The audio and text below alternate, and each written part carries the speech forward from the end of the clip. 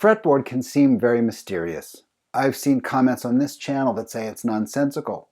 And the truth be told, it is a little weird, right? The dots aren't in the right place all the time, and all of these big things, blobs and of notes make it pretty opaque and hard to see, right? If you take any section of the fretboard and study it in great detail, you can reveal not only how well it's designed, but how efficient the layout actually really is. Hey, welcome back to the channel. My name's Chris. Today you will learn how to unlock any section of the fretboard by using diatonic triads. Diatonic triads. What are they?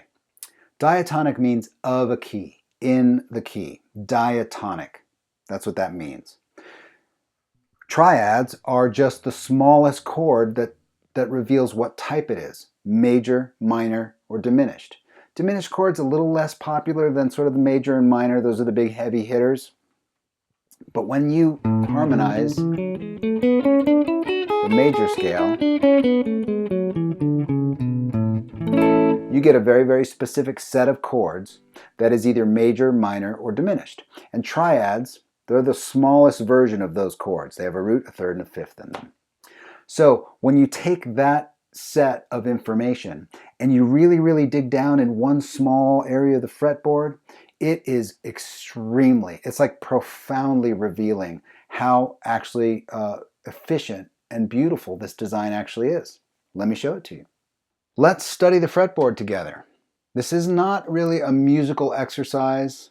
It's a brain and ears exercise, right? Brain, ears, hands, all thinking and looking and playing at the same time. We're going to use diatonic triads in the key of A, like we just mentioned. When you harmonize the A major scale,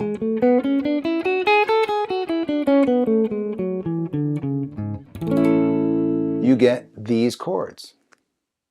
These are the chords, the only chords that are available in the key of A. These are the diatonic triads. By the way, we're in the key of A not because I love the key of A more than anything else, but it's familiar. And when you bring new information and you get new information and you transpose it and you put it on the neck, it's important to try to put it into a place that's familiar. It increases your chances of retaining that information. So that's why I'm in the key of A today. If you are tasked with playing these chords as a guitar player, what are you going to do? It doesn't really matter how advanced your guitar chord library is. Let's just do this together and struggle through it and see what we get.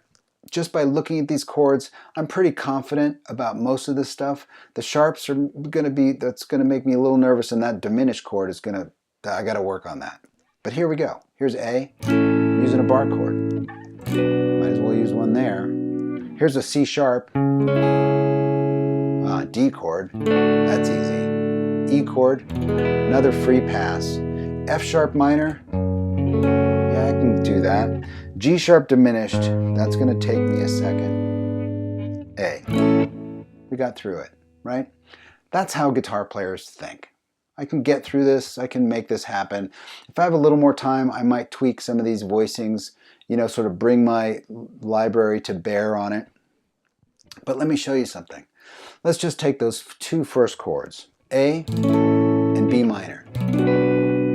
In this example, these two bar chords, they're neighbors. They're right next door to each other.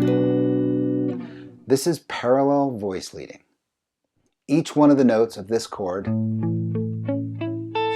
is going up one scale tone to the next one. Let's just check it out. These are just the notes from the A chord to the B minor.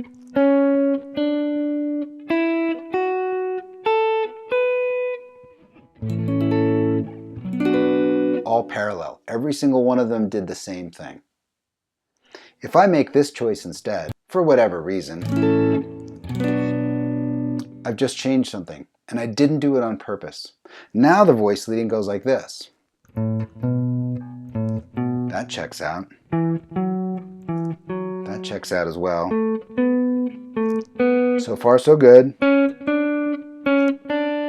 Doesn't look like there's any problems here.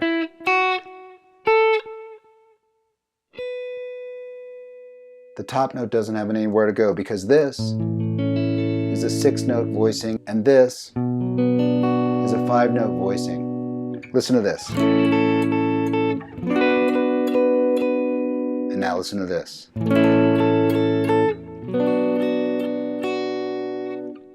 In the first example, the top note of my chord goes like this. In the second example, it goes like this.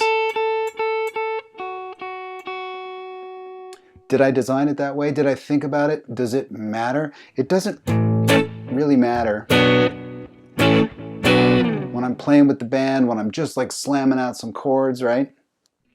If I'm composing for an orchestra, this really matters. If I'm trying to understand the fretboard, this kind of thing really matters. So now I'm going to do something different. I'm going to say, let's use triads. Let's just do triads. Instead of these big bulk and bar chords where I can't really see what's going on, let's do triads. Root position triads on the D, G, and B string looks like this.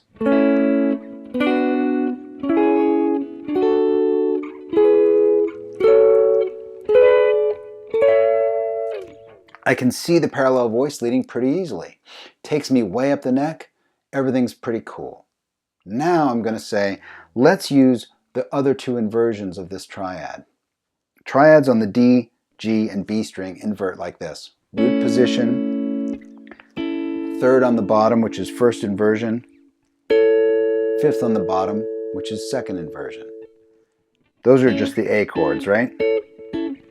We're going to use all those types of inversions for all these chords here in this position. Watch how efficient this gets. Okay, that's parallel. That's not. There's our C sharp minor. D, that's parallel. That's not parallel to the E chord. F sharp minor. That's not parallel here to the G diminished, G sharp diminished. Right? So now we're using a combination of parallel and not parallel. Parallel, not parallel, parallel, not parallel, parallel, not parallel, parallel. That's pretty interesting. Now I'm going to do one more thing. I'm going to say, I'm going to arpeggiate these. I'm going to stay on the same set of strings, but I'm going to arpeggiate them. And that arpeggiating is playing them one note at a time. You may ask yourself, how is that going to be any more efficient? It looks like we're as close as we can get. There's one more efficiency, and that is when you arpeggiate, you can play 2 notes per string for some of the chords. Okay. A, B minor, C sharp minor, D, E, F sharp minor, G sharp diminished, and then back to A. In these two examples, B minor and G sharp diminished, I use 2 notes per string doing the arpeggios. I'm getting even closer, right? One last efficiency, if I ascend the first arpeggio and descend the next one, and I just do that in a pattern, I can use these top and bottom notes to just scoot to the next scale tone from time to time. It's even more efficient.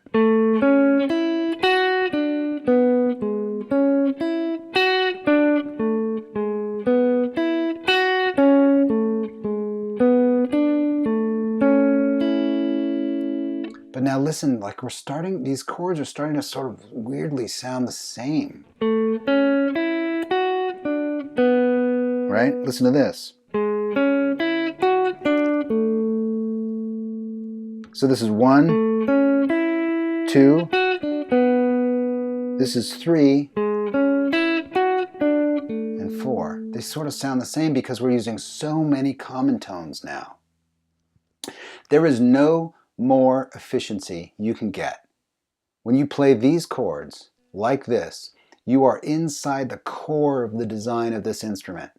There is no more efficiency you can possibly grab. Now, this may not be very musical, like I said earlier, but it definitely helps you identify how this instrument is built, how it's designed, and what its capability is. That is really important stuff. Okay, there it is. We just drilled down into the very heart of how this thing works, right? And got the entire diatonic set of chords revealed to us in the smallest possible space. This instrument is a fabulous design, and we owe it to ourselves as guitar players to investigate that and understand it. I've tabbed all this stuff out. That's on my Patreon page. I've linked that in the description below. Head on over there if you're curious about this, you want more information, or you just want to get the tabs. And any support over there is greatly appreciated. I hope this helps. This kind of study really pushes you into a new area of being a guitarist, where you actually understand in great detail what this instrument is capable of. I hope you enjoy it. I know I do, and I'll see you next time.